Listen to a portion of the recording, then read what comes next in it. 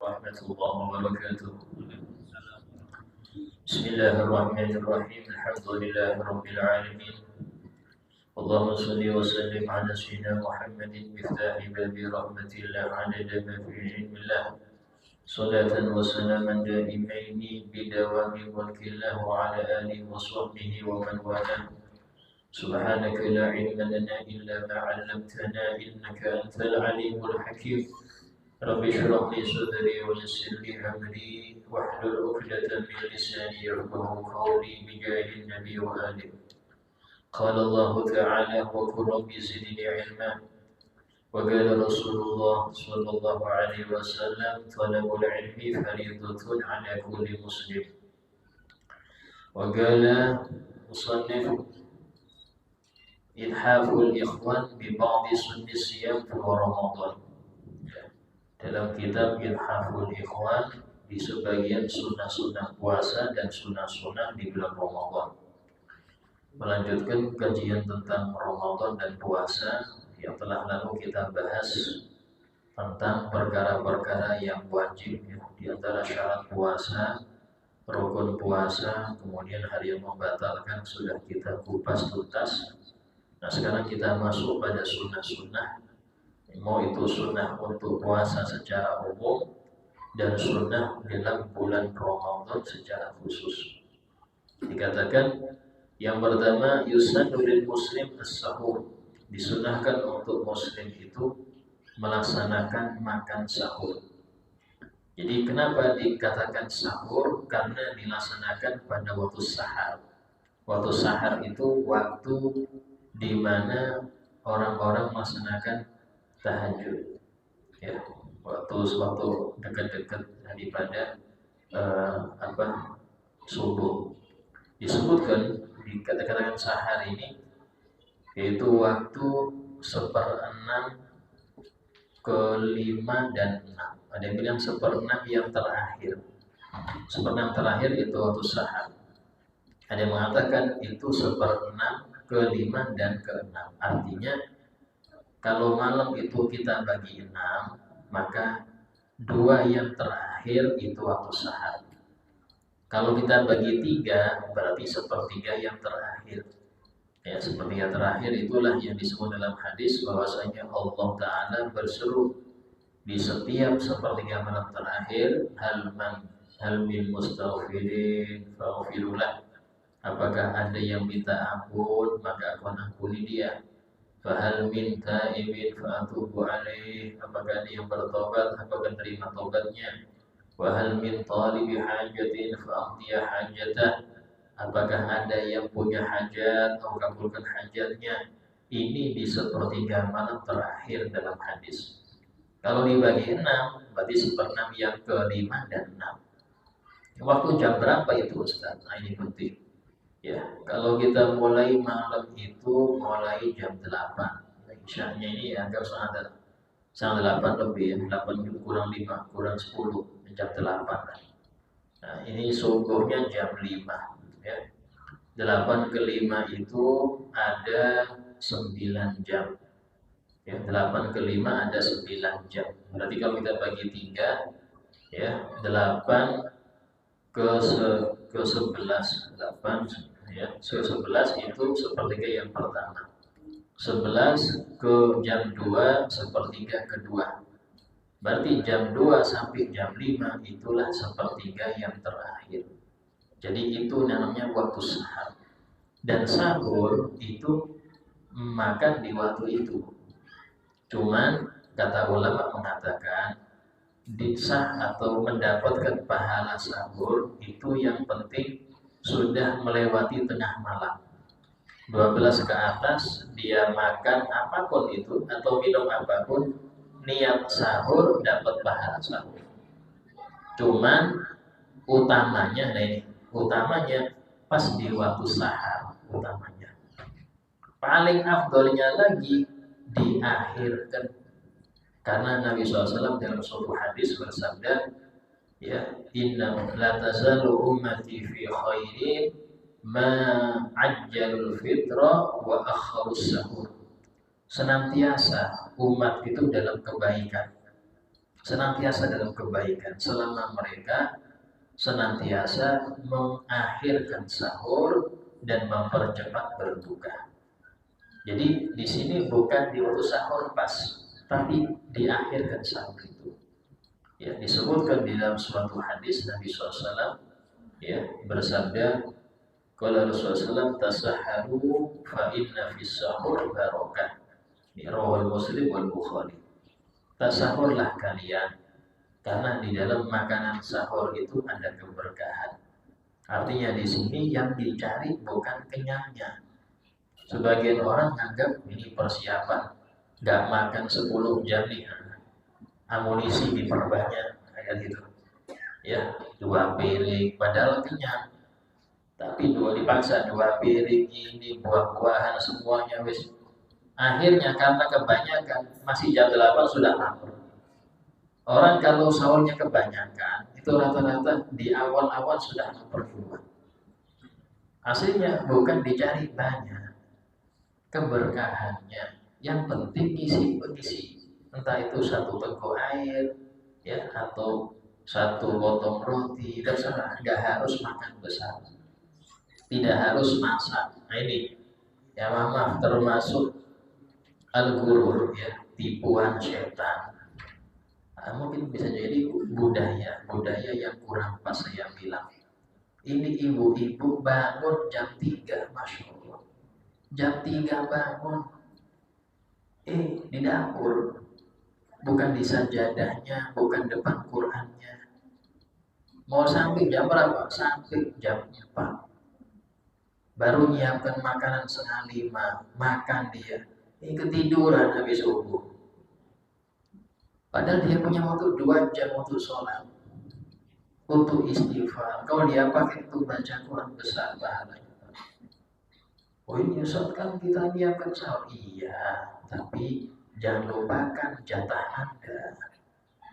Jatah Anda malam ini itu Anda dengan Tuhan Anda. Ini waktu yang Anda di luar Ramadan bisa jadi gak pernah bangun. Mumpung Ramadan sampean bangun dengan alasan masak, jangan dipakai masak terus. Tapi gunakan untuk berzikir, tahajud. Kalau bisa itu ya sudah siapkan sebelum tidur. Nanti sahur tinggal manasin aja. Masaknya habis tarawih. Atau banyak sekarang yang beli sudah langsung bumbunya banyak. Tinggal digoreng sering jadi. Ya, gak repot. Kalau Anda mau nyari repot lain lagi. Tapi kalau Anda nyari waktu maksimal untuk ibadah, Allah akan mudahkan. Dibuat suami Anda gak rewel, yang penting ada yang dimakan, bismillah. Anak-anak gak rewel, itu Anda kalau niat dari hati, pengen tahajud, ya Allah, saya pengen ini Ramadan tahajud, saya pengen ada istighfar 1000 kali, saya ingin baca Quran 1 juz saja setiap waktu sahur, karena jarang-jarang ini, maka akan Allah bantu, asal Anda punya niat. Tapi kalau sudah niatnya bukan tahajud, niat bangun hanya untuk masak dan masak, gak dapat. Sama dengan para lelaki ya, para bapak-bapak khususnya. Ya, kadang-kadang begadang itu hanya takut ketiduran nanti gak sempat sahur. Akhirnya ngerokok depan rumah, HP-an scroll saat habis pakai data. Ya, belum jadwal TV, belum ini. Hilang kesempatan baca Quran. Kesempatan untuk dia munajat di sepertiga malam terakhir, yang mungkin di bulan Ramadan mungkin jarang sekali dia bisa bangun di waktu itu. Tapi di Ramadan rata-rata, hatta walaupun yang jarang sholat, kalau sudah sahur bangun dia. Dan ini Allah kasih, Allah kumandangkan, ayo yang mau diampuni aku kasih, yang punya hajat ayo sebutkan tak kasih. Sampai kapan? Sampai adzan subuh. Seruan itu sampai adzan subuh. Terus kita cuma dengar doa, nggak ada hajat ditampilkan, nggak ada istighfar. Bahkan disebutkan di antara ciri-ciri orang soleh di waktu sahur apa? Wabil ashari hum yastaghfirun. dan di waktu sahur mereka banyak istighfar. Wal mustaghfirina bil ashar, Allah puji dan Allah memuji orang-orang yang banyak istighfar di waktu sahur. Mungkin di luar Ramadan sulit kita untuk bangun, tapi Ramadan rata-rata kesempatan. Ya, usahakan kalau kita ingin berubah jadi baik, niatkan dari sini, dari sekarang. Saya ingin Ramadan ini lebih baik, sehingga niatkan untuk masak, jangan terlalu harus ini, jangan. Yang penting ada yang bisa dimakan, ya. Kemudian waktu baca Quran ada, tahajud ada, witir ada, enak sudah. Ini hidup yang indah. Hidup yang nikmat itu hidupnya orang-orang yang dekat kepada Allah. Disebutkan oleh Imam Syafi'i yang mengatakan, "Ma ladzatul 'aish ya illa suhbatul fuqara." Tidak ada kelezatan hidup itu kecuali berguru, berteman dengan orang-orang fakir ilallah. Illa suhbatul humusalatin. Mereka lah para raja. Ya, di sini penting. Nah, kemudian dikatakan di dalam hadis yang diriwayatkan oleh Imam Irbad bin Sariyah, ya, bahwasanya Imam mengatakan da'ani Rasulullah sallallahu alaihi wasallam sahur fi syahr Ramadan. Nabi pernah mengajak saya untuk makan sahur bersama beliau di bulan Ramadan. Seraya beliau itu bersabda, "Halumma ilal ghida'il mubarak." Mari menuju sarapan yang berkah. Mahalum ilal ghida'il mubarak. Mari menuju sarapan yang berkah. Nabi ngasih nama sahur itu sarapan berkah. Ya. Sehingga dianjurkan setiap muslim itu jangan sampai meninggalkan sahur walaupun seteguh akhir. Dia ngantuk nih, bangun jam 2, jam 3 bangun minum, niat sahur tidur lagi. Kalau memang nggak bisa untuk makan, nggak bisa ini, minum aja karena sudah cukup. Walau syai'un yasir, ya. Disebutkan dalam suatu hadis dari Abu Sa'id Al-Khudri radhiyallahu anhu, Nabi sallallahu bersabda, "As-suhur kulluhu barakah." Makanan sahur itu semuanya berkah. Ya, tapi tadi jangan alasan nyari berkah banyak, makan banyak, ya kan? Ya, tidak ada namanya kontradiksi dalam aturan Nabi itu. Nabi itu melarang kita makan banyak, tapi menyuruh kita untuk ambil berkah banyak.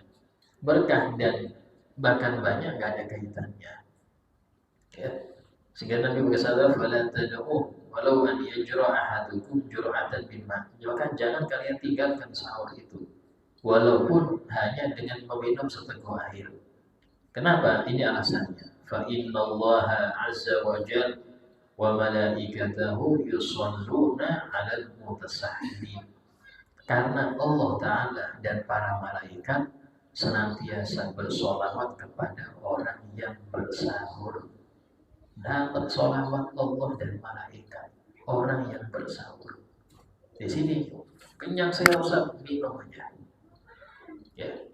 Sebagian tempat yang saya perhatikan itu mereka menjadikan sahur itu habis tarawih. Tarawih sahur nanti nggak bangun waktu sahur, adzan baru bangun. Ini kayak apa Ustaz? Kalau seandainya tarawihnya itu jam 12 malam, nggak apa-apa, dapat pahala sahurnya. Ya, ada tuh tarawihnya diundur jam 11 tarawih. Ya, jadi enak sampai habis makan kenyang itu nggak capek. Kenapa orang tarawih itu males-malesan? Ya karena habis makan. Kalau sudah habis makan itu tarawih dulu. Ya, biasanya orang-orang soleh itu kalau dia makan habis maghrib, tarawihnya ditunda jam 9, ya setengah 10, udah ngantuk, tidur dulu. Nanti tarawih sekalian tahajud sampai adzan subuh gak tidur. Nah, itu. Waduh, loyo di kantor, ya, urusan nanti. Kalau dibiasakan, ya, kalau dibiasakan, ya. Atau kalau dia itu sahurnya apa? sahurnya sebelum jam 12, maka nggak ada pahala. Dia nggak termasuk orang yang sahur. Ini rugi karena nggak mendapatkan sholawat dari Allah dan malaikat. Ya. Nah, ini rawi Imam Ahmad. Ya. Yang selanjutnya disunahkan di dalam sahur itu ada kurma. Usahakan Anda ketika sahur itu sediakan kurma. Jadi bukan cuma untuk berbuka. Ya. Nah, disebutkan dari Nabi Muhammad SAW ya dalam Imam Abu Dawud dan Ibn Hibban dalam sahihnya, nikmas sahurul mu'min at-tamru. Sebaik-baiknya makanan sahur orang mukmin itu tamar. Tamar ini kurma. Sebaik-baiknya makan sahur orang beriman itu kurma. Disebutkan Imam Nawawi radhiyallahu anhu, beliau itu ya mulai masa taklim, masa belajar sampai meninggal itu puasa tiap hari, kecuali yang hari haram ya. Puasa tiap hari. Dan berbuka itu cuma 1 teguk zam-zam. Ya. Gak makan apa lagi, gak minum apa lagi. Sahurnya 1 butir kurma. Tapi lihat, belajar tiap hari 17 kitab. Belum ngajarnya, belum nulis kitabnya. Ya sampai-sampai ulama itu mengumpulkan karya tulis beliau itu, ya itu dihitung dibagi karya tulisnya dengan umurnya. Karena beliau umur 40 sudah wafat. Itu mulai lahir sampai wafat 1 hari nulis 2 halaman, dua lembar kitab. Kan tidak mungkin baru lahir nulis. Saking berkahnya umurnya, umur 40 tahun aja meninggal, nggak lama. Tapi lihat ilmunya, masya Allah, murid-muridnya barokah. Ya bukunya sampai sekarang ini dibaca. Padahal beliau itu tahun 600 tahun wafatnya, 600 Hijriah. Sekarang 1400. Ya kira-kira 8 abad yang lalu. Tapi sampai sekarang, qala Imam Nawawi, berkata Imam Nawawi, di mana-mana dibaca kitabnya. Kok bisa, Ustaz? Apa rahasianya? Orang hebat di Indonesia siapa? Istilahnya yang bukan ilmu ya, entah itu pejabat atau siapa. Yang terkenal sampai di Fatihah siapa? Ya. Kalau nggak ulama, kalau mau kemuliaan abadi, Anda harus ada kaitannya dengan yang maha abadi. Kalau mau kemuliaan yang abadi, harus punya kaitan dengan yang maha abadi. Kalau nyari kemuliaan di harta, harta fana. Kemuliaan di jabatan, jabatan habis, ada waktu selesainya. Tapi kalau kemuliaan di ilmu, ilmu yang di situ mengantarkan Anda pada mendekat kepada Allah, maka abadi itu akan kekal. Sehingga Imam Nawawi itu kenapa diberkahi ilmunya? Karena seperti itu, puasanya tiap hari dan berbukanya hanya seteguk air zam-zam berbuka, 1 buah kurma di dalam sahur. Karena ngikutin aturan. Ya, dan kita nggak kuat ya, nggak apa-apa lah. Yang penting ada kurmanya. Ya, 2 piring nasi goreng tutup dengan kurma kan gitu. Penting ada kurma. Ya, di mas sahur kata ini di mas sahur mungkin akan. Dan kita sudah ngamalkan, yang penting ada kurmanya. Ya, alhamdulillah. Ya. Nah, kemudian yang selanjutnya disunahkan mengakhirkan sahur. Jadi makan sahur itu diakhirkan sampai mendekati fajar shadiq. Tapi jangan sampai terlalu mepet. Ya. Dan ini bukan yang makan sepiring. Waduh, nggak cukup, saya makannya 1 nampan. Beda. Ini yang makannya sekurma, 2 kurma, atau 1 potong roti. Itu. Ini enggak, masanya sudah dekat akhir. Assalamualaikum baru masak. Ya, ngamalkan mau mengakhirkan sahur. Itu namanya selesai sudah sahurnya, nggak ada sahur. Sudah jadi makanan ada selesai sudah. Ini maksudnya menunda sahur di sini adalah sudah siap makanan. Ya kalau sudah siap, tahajud dulu, sifat dulu, sampai sudah dekat kira-kira 20 menit lah. Kemudian sebelum adzan subuh, nah baru, ayo pelan makan. Nah, segera jangan sampai tergesa-gesa. Ya, artinya apa? Makannya nggak banyak, nyediainnya nggak banyak. Dan termasuk sesuatu yang perlu diwaspadai adalah apa? Takdirut ta'am, berlebihan di dalam makan. Kalau sahur rata-rata buat ya nanti masa ini ayam ungkep disiapkan udah. Ya, ikan panggang siapkan semua kuah-kuah lengkap. Yang dimakan cuma satu aja, sisanya kalau nggak masuk kulkas dibuang. Dan ini bentuk apa? Takdir ini kata Allah Ta'ala, innal mubadzirina kanu ikhwana syayatin. Maksudnya orang-orang yang mubadzir ini temannya setan. Ya, kita masih ingat di pondok itu waktu murid masih 11 kamar ya, 11 kamar, 10 kamar. Nah, itu saya belum nututi itu guru itu saya cerita. Itu setiap habis makan, ya disuruh baris santrinya bawa piring. Suruh baris bawa piring tadi, jangan dibasuh dulu, baris dulu. Ini piring sudah habis makanan. Diperiksa piringnya. Kalau ada nasi tersisa, dua butir nasi, pukulan 2 rotan. 3 rotan. 10 selesai sudah, 10 rotan. Akhirnya besoknya bersih semua piringnya, nggak ada yang tersisa. Kenapa? Diajari untuk menghargai rezeki, hargai nikmat Allah. Berapa banyak orang itu lapar sampai nggak ada yang makan cabai. Saya pernah lihat video orang makan cabai saking laparnya, keras lihat saking laparnya makan cabai. Bukan lomba ini bukan lomba, kelaparan gara-gara nggak dimakan.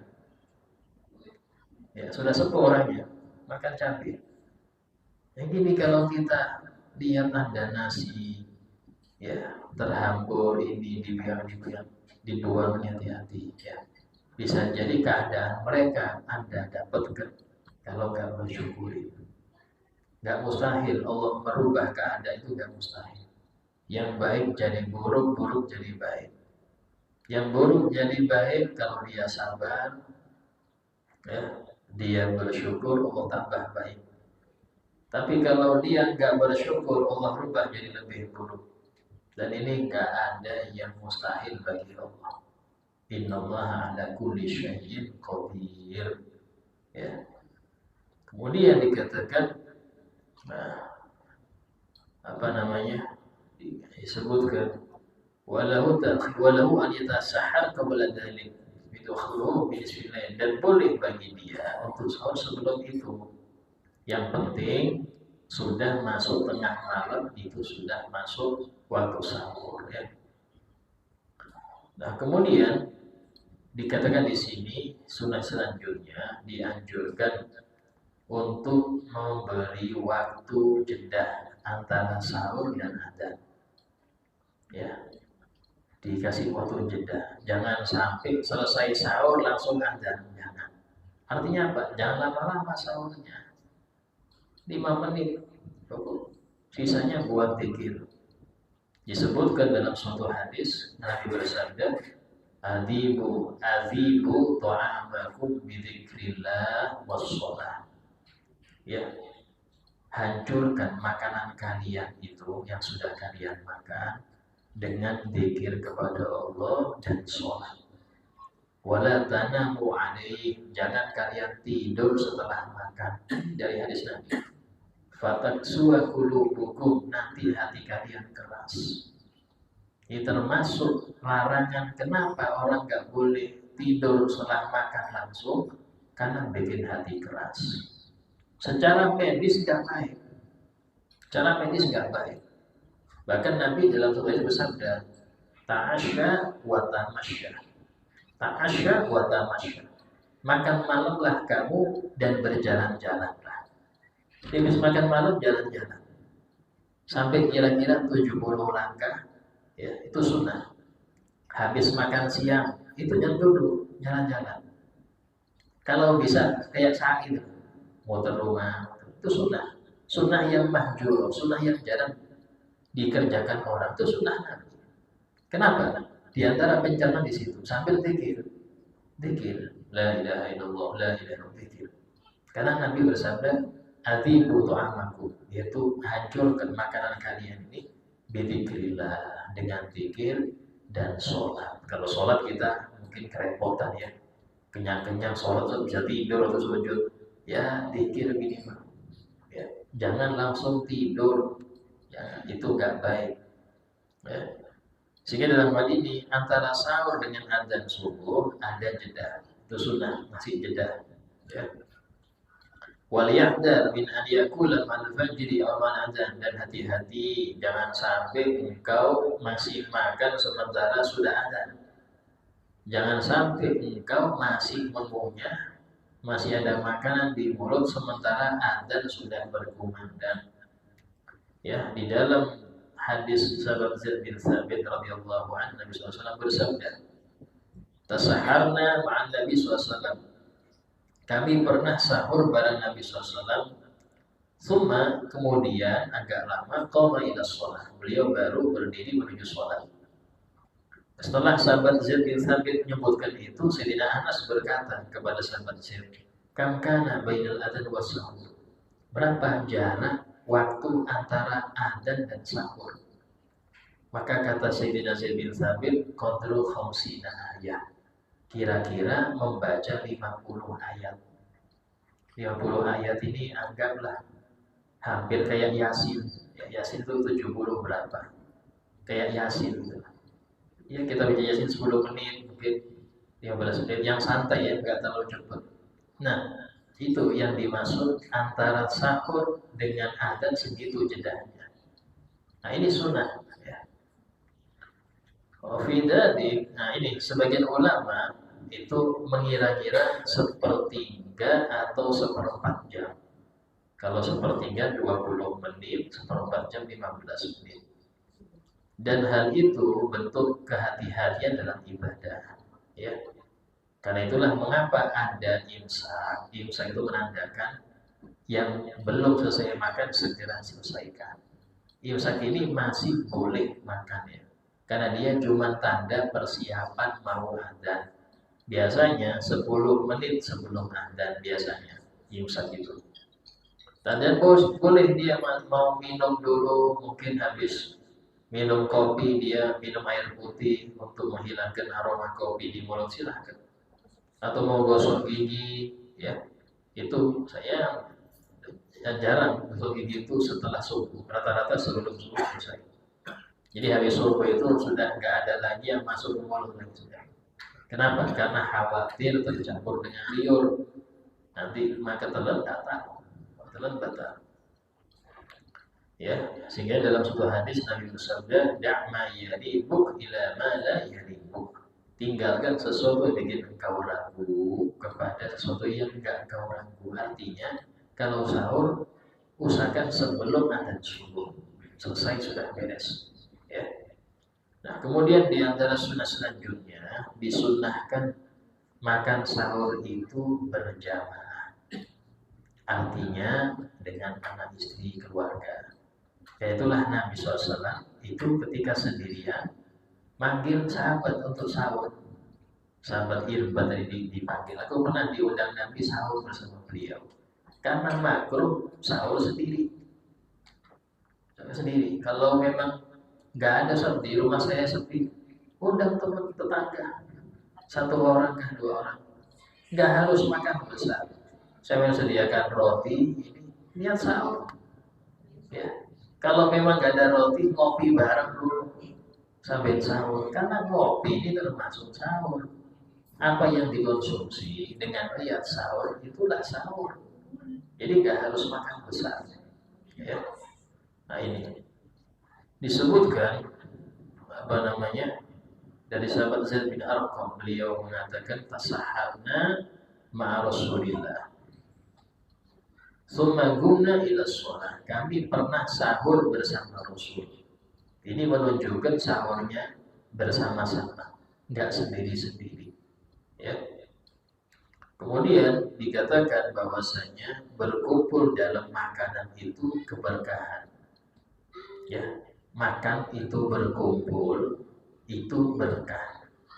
Dalam suatu hadis yang sahih Nabi bersabda, khairut ta'am ma takatsarat alaihi ayati. Sebaik-baik makanan yang banyak tangan di situ. Yang banyak tangan di situ. Nah, ini para ulama mengartikan ya itu lebih apa dalam lagi, apa itu satu nampan bersama. Ini jadi pondok-pondok ya, pondok-pondok itu makannya senampan bersama ya, 3 orang ya, atau acara-acara besar. Biasanya kalau acara di apa di Arab atau di Jawa itu yang ajaran habaib itu kental, itu acaranya itu kalau apa selesai pasti kita suruh bentuk 55 atau 44, nanti satu nampan situ ya, lauknya 5, ada pisangnya juga ya, biasanya nasi kebuli kambing lagi, itu pasti sudah. Tapi kalau di Jakarta sampai ya, kalau tanggal 20 Rabiul Awal itu setiap hari kalau nggak 1-2 aja, tiap hari makan kambing terus, siap-siap obat aja, siap-siap obat, takut ngedrop. Tapi itu bagi yang takut. Kalau yang nggak takut aman, ya kita di Bangil itu hampir tiap hari makan kambing. Nggak ada di sini yang takut ini, nggak ada. Di sini aja ketakutan sampai bikin nggak mau itu. Ketakutan. Ya, yang ketakutan ini yang bikin penyakit. Orang selama itu nggak takut aman. Ya, nah ini beda. Makanya kalau di Bangil itu di pasar pasti banyak orang jual kambing. Tiap hari ada yang nyembelih untuk dijual dagingnya per kilo, 1 kilo. Nah, di sini hanya Idul Adha baru ada. Itu pun jarang ya. Nah, jarang.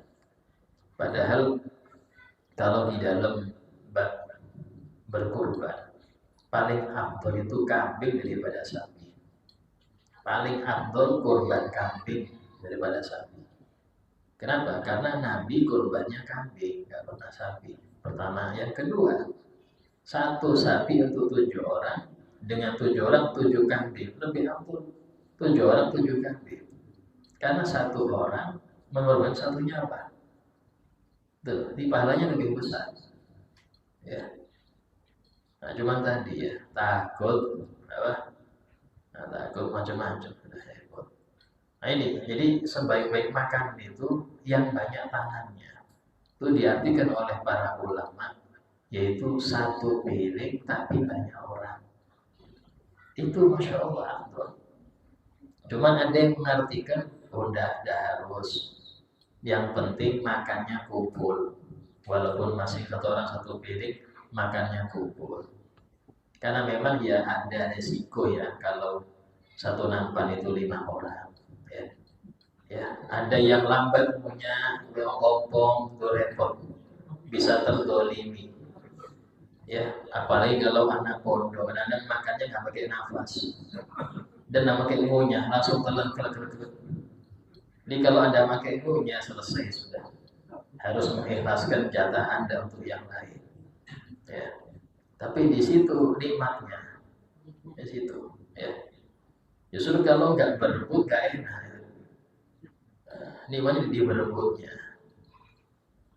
Nah kemudian yang keenam, ya dianjurkan oleh berpuasa itu, ya jangan melupakan al-khilal. Khilal ini nyela-nyalain gigi, apa namanya itu sunnah.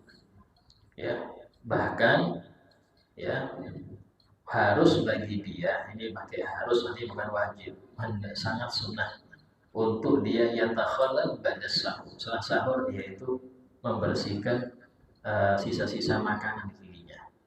Telah diriwayatkan dari Imam Abdullah bin Mas'ud radhiyallahu anhu, kata beliau, takhallalu fa innahu nadhafa. Takhallulah kalian, artinya bersihkanlah sisa makanan di gigi, karena itu bentuk kebersihan. Wan nadhafah tad'u ilal iman. Dan kebersihan itu menunjukkan mengarah kepada keimanan. Wal iman ma'aswabihi fil jannah. Dan iman itu mengajak orang yang beriman menuju surga. Ya. Bahkan ada yang mengatakan menyela-nyelai makanan di gigi itu lebih afdol daripada bersiwak.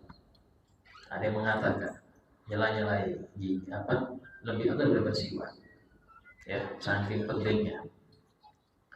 Kemudian dianjurkan untuk orang yang berpuasa mensegerakan berbuka dengan catatan sudah yakin terbenam matahari. Ya, sudah yakin. Jadi dengan apa Ustaz? Lihat langsung mataharinya terbenam ini. Sudah nggak kelihatan di ufuk barat. Kalau memang nggak ada mendung, nggak ada awan, atau dengan adan.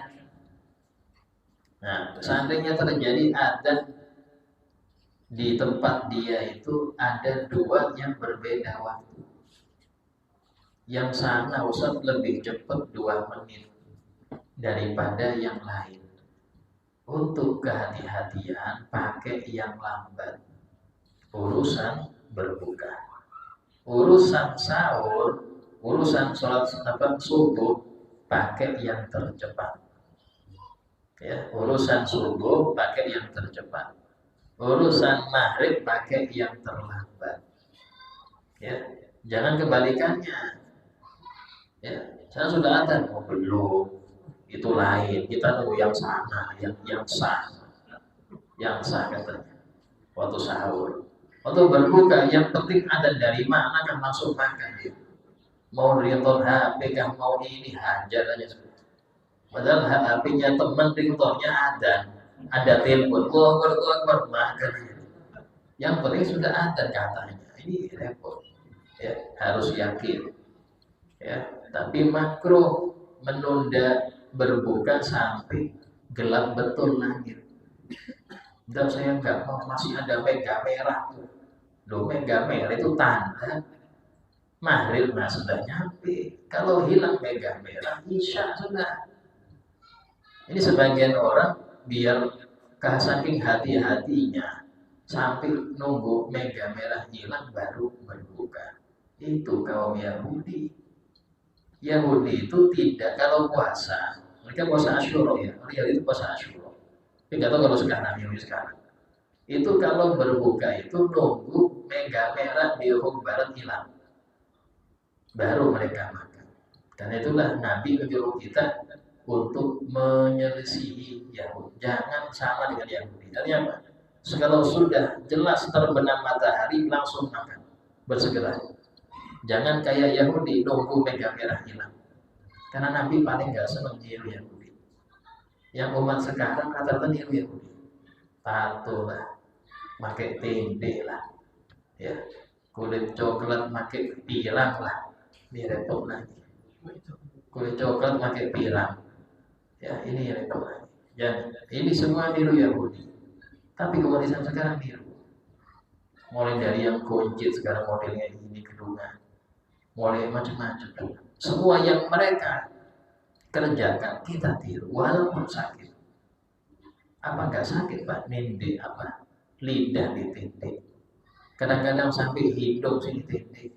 Pusar. Ini siapa yang permulaan? Yahudi. Yahudi, silakan cek sampai Yahudi. Tapi kita kenapa niru? Itu sudah. Nabi sudah bersabda. Nanti di akhir zaman kalian pasti akan ngikutin orang-orang sebelum kalian. Pelan-pelan sampai mereka masuk ke lubang biawak pun, ini kecil ya. Kecil, kalian akan masuk ke situ juga, walaupun sakit.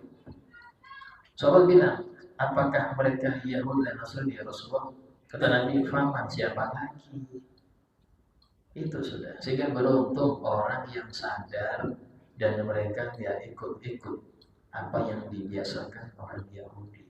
Kenapa kok cepat Ustaz? Karena dibuat tren. Kalau kita lihat yang punya Facebook siapa, yang punya YouTube siapa, yang Instagram siapa, yang sering nonton siapa, Muslim yang sering nonton. Yang sering konten dapat duit dari situ muslim juga.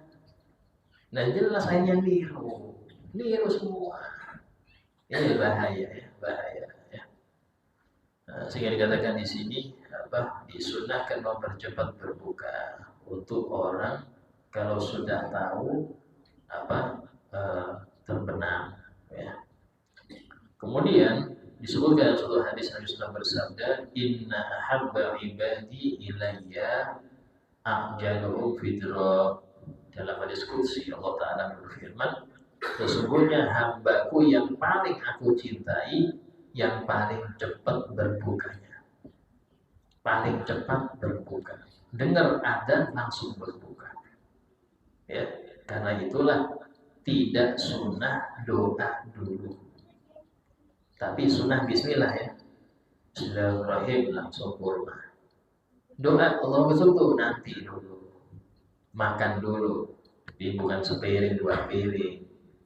Kurma 2 kah 3 kah minum baru Allahumma lakasumtu baru. Itu doa setelah berbuka, bukan sebelum berbuka ya. Nah, sunnah selanjutnya adalah berbuka dengan rutop. Rutop itu tamar yang belum kering. Ya, itu rasanya agak sepet-sepet. Tapi kalau sudah mengkal matang itu kayak sawo gitu rasanya, ya manis ya. Nah, nanti baru jadi puser. Habis puser baru jadi kurma. Kurma ini yang keras itu. Biasanya tuh dikeringkan. Baru jadi kurma. Ya, sunahnya rutop. Kalau nggak ada rutop maka tamar. Kalau nggak ada tamar maka puser. Kalau nggak nemu puser maka pakai air. Ya, nggak ada kurma Ustaz, nggak ada ini air, bukan es, bukan sirup, tapi air putih itu ambilnya. Ya, nah, ini kenapa kok seperti urutannya? Karena demi mempercepat berbuka kalau sudah ada. Saya punya guru itu Ustaz Mufti Hafizahullah, murid pertama Habib Umar bin Hafid. Itu pernah diajak buka bersama di rumah makan gitu kan. Biasanya kan kalau sudah buka bersama ramai ngantri. Ada, belum ada, kobokannya diminum. Kobokannya bro, yang betul jadi tangan, tapi belum dipakai. Sudah roh minum. Demi mempercepat berbuka. Karena es belum datang, nasi belum ada. Cuma disuguhin apa? Kobokan aja disiapkan. Bila orang nggak jelas. Akhirnya ada nih bismillah. Kenapa takut nggak kena, nggak dapat sunnah itu? Kayak sunnah. Ya, kita nunggu nih di beli es nih. Allah Akbar, ya apa nunggu ke rumahnya? Ya langsung ada es Pak, itu minum dulu untuk membatalkan biar Anda dapat pahala mempercepat berbuka. Tapi kadang-kadang setan itu pintar, sudah kamu kalau sabar pahalanya besar, sabar tuh nggak kuat semua itu, kamu yang kuat, nunggu sampai rumah dulu, kamu kuat berarti itu setan. Itu setan. Kenapa? Setan nggak pengen ada ikutin Nabi. Nabi nyuruh cepat berbuka kalau sudah ada. Ini lihat yang makan cepat. Oh ini rakus semua nih. Saya bilang sabar. Saya nggak rakus. Tenang. Ulang dulu baru minum. Nggak dapat pahala sampai. Hati-hati jebakan setan. Ya. Nah itu yang dianjurkan mempercepat berbuka. Insya Allah akan kita lanjutkan daripada sunnah-sunnah yang selanjutnya pada yang datang insya Allah. Jika ada yang mau bertanya silahkan tanyakan.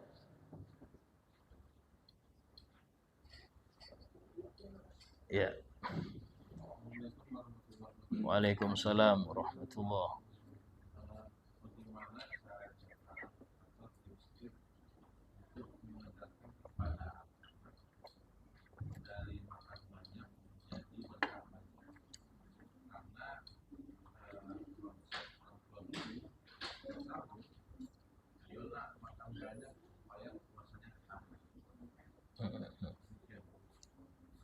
Iya, itu fleksibel ya. Artinya gini, kalau memang lihat ini anaknya jarang makan dan ini sering nanti tengah-tengah hari tahu-tahu nggak kuat, loyo, makan dia. Karena emang anaknya jarang makan. Maka untuk yang seperti ini, kita jangan paksa dia nyari barokah ngurangin makan. Justru untuk dia ini, kita suruh dia, ayo makan yang banyak biar kuat. Karena kalau dia makan seperti seleranya hari biasa, ya, dia nggak akan kuat sampai maghrib. Dia nggak akan kuat. Ada anak itu, dia nggak biasa makan pagi. Dia mainnya nanti sore baru 2 piring dia. Pagi tuh makan roti-roti aja. Jadi seperti ini nggak bisa kalau kita suruh dia makan dikit. Bisa jadi sulit untuk berpuasa sampai maghrib. Caranya tidak apa-apa, kita kasih makan banyak dia. Nah, ada kalanya anak itu sudah memang makan semangat, makanya semangat. Maka kita kasih dia makanan yang gizinya itu cukup. Karena intinya kata dokter ahli kesehatan itu yang bikin orang itu bertahan dalam keadaan segar, terus kemudian kuat, itu bukan banyaknya makanan, tapi kadar gizi ini kayak apa? Proteinnya itu loh. Ya, makanya itulah orang kalau dia kerjanya pakai otak, itu bukan banyak makan, tapi proteinnya harus sesuai. Kayak contoh guru di kelas, para santri, para murid, ya, para ustadz, ya, yang di kantor, itu semua kerja otak. Karena itulah kalau dia makan banyak langsung gendut. Beda kalau orang kerja otot. Siapa? Kuli-kuli itu. Kuli-kuli itu walaupun makannya 2 piring tetap badannya seterek terus. Kenapa? Karena dia kerja otot. Dia nggak perlu banyak protein, yang penting makan banyak. Itulah ada warung porsi kuli. Saya pernah itu, ada warung porsi kuli, memang terbisi itu mampirnya. Tapi kalau untuk kita yang kerjanya itu pakai otak, ya kegiatannya pakai otak di kantor di mana, itu protein yang penting, bukan urusan banyak makan. Proteinnya cukup kan? Bahkan disebutkan oleh ahli gizi itu, ya protein hewan itu lebih banyak. Seseorang yang dia makan daging terus tiap hari, ya ini dompet bisa kosong ya, ayam, daging, ini, tapi jangan yang berlemak, gorengan nggak, jangan itu akan sehat terus. Karena memang protein hewani diperlukan. Ya, orang telur satu hari itu 5, 6 telur yang rebus tuh. Bahkan saya pernah lihat videonya Adere yang dulu binaraga itu. Terus sekarang umurnya berapa tapi masih kayak muda. Kenapa? Telur terus tiap hari 25 telur dia makan tiap hari. Ya, itu bisa habis orang. Ya kalau kayak kita ya repot juga. Tapi untuk beliau memang untuk fisik dan sehat. Ya, nah itu proteinnya yang penting, bukan banyak makan. Ya, bukan banyak makan, tapi proteinnya. Nah, sama dalam hal ini, kalau memang anak itu sudah biasa makan, nah kita arahkan berkah itu ke protein, ke gizi. Jangan banyak, yang ini yang bergizi nih, ya. Ada buah, ada sayur, ada ini, itu dia akan merasakan nanti keberkahan itu di situ. Tapi saya nggak mengatakan ya, berarti gizi dengan berkah sama Ustaz. Tidak, tidak harus demikian. Tapi gizi penting. Dan gizi tidak harus mahal. Gizi itu yang lima sempur itu tidak harus mahal. Kita bisa dapetin pada sesuatu yang murah-murah. Ya. Nah itu diajari dulu. Nah, dan kita orang tua juga mulai juga gitu. Jangan kita nyiapkan nasi goreng di kamar jangan. Untuk anak-anak yang bergizi aja. Kita juga bahwa itu cara untuk memulai biar mereka ngerti berkah itu di situ. Ya. Pertanyaan lain? Oh, ya. Salam.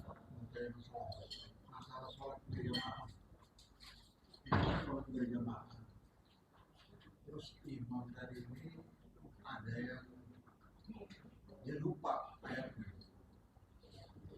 Terus yang dibilang oleh imam tidak menjadi guru karena ayat itu dia nggak hafal juga. Ya. Umum bacanya. Oh iya iya. Dia sudah diulang berapa kali, dan 3 kali, nah ini langsung tuh. Itu aja Ruku. Apakah itu wajib sholat sulit sahwi atau gimana itu? Udah perlu. Karena surat itu sunnah. Kalau imam lupa surat, dia boleh langsung ruku dan boleh ganti surat yang pendek yang lain. Contoh ganti langsung surah Al-Kautsar. Bismillahirrahmanirrahim. Inna a'tainakal kautsar. Sampai akhir ruku sudah. Itu yang paling utama ya. Dia mengganti dengan surat pendek yang sempurna. Ya, tidak apa-apa kalau memang dia terputus. Dan untuk makmum belakang, untuk mengingatkan bacaan imam yang nggak hafal itu harus pakai niat baca. Kalau dia niat ngingetkan batal. Niat ngingetkan imam, ya. Contoh imamnya baca surah An-Nas nggak hafal. Ya, Qul a'udzu birabbin nas, lama betul. Nah, terus dia bilang ilahin nas, niatnya ngingetkan batal. Nggak boleh, dia harus niat baca, niat qiraah. Itulah nggak sembarang orang bisa niat ngingatkan imam. Sama kayak tasbih. Ya, imam dia salah mungkin dalam gerakan, dia bertasbih. Kalau dia niatnya itu ngingetkan saja batal. Dia harus niatnya berzikir. Subhanallah, niat berzikir. Ya.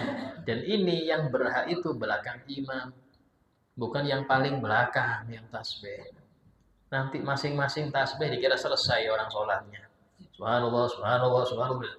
Udah selesai, mau orang datang nggak jadi. Padahal ingatkan imam, ya seperti itu. Jadi tidak apa-apa. Orang imam lupa surat, tidak apa-apa, langsung rukuk, tidak masalah. Tidak perlu sujud sahwi. Yang lain itu ada ngacung. Ya, silahkan. Tidur. Alhamdulillah, insyaallah kita dapat, semoga bermanfaat. Semoga kita bisa menyambut Ramadan dengan hati yang bersih, semangat menambah ibadah dan menjaga puasa kita dari segala hal yang membatalkan dan menggugurkan pahala. Ada hadiniyah kuliniyatin salihah. Al-Fatihah. Bismillahirrahmanirrahim. Alhamdulillah rabbil alamin. Arrahmanir rahim. Iyyaka na'budu wa iyyaka nasta'in. Shiratal ladzina an'amta 'alaihim. Bismillahirrahmanirrahim. Alhamdulillahi rabbil alamin. Allahumma shalli wa sallim ala sayyidina Muhammad wa ala alihi wa sahbihi ajma'in. Rabbana anfa'na bima 'allamtana, rabbi 'allimna alladhi yanfa'una, rabbi faqihna wa faqih ahlana wa qarabatina fi dinina, rabbi wafiqna wafiqhum lima tartadi qawlan wa fi'lan karama, warzuqil kulla halalan da'ima wa akhila anbiya ulama, nahda bil khair nufa kulla syar. Rabbana waslih lana kulla syuhun wa qira bir ridha minka al-uyun وقض عنا ربنا كل الديون قبل أن تأتينا رسل منون. ربنا آتنا في الدنيا حسنة وفي الآخرة حسنة وقنا عذاب النار. وصلى الله على سيدنا محمد وعلى آله وصحبه وسلم والحمد لله رب العالمين. السلام عليكم ورحمة الله وبركاته.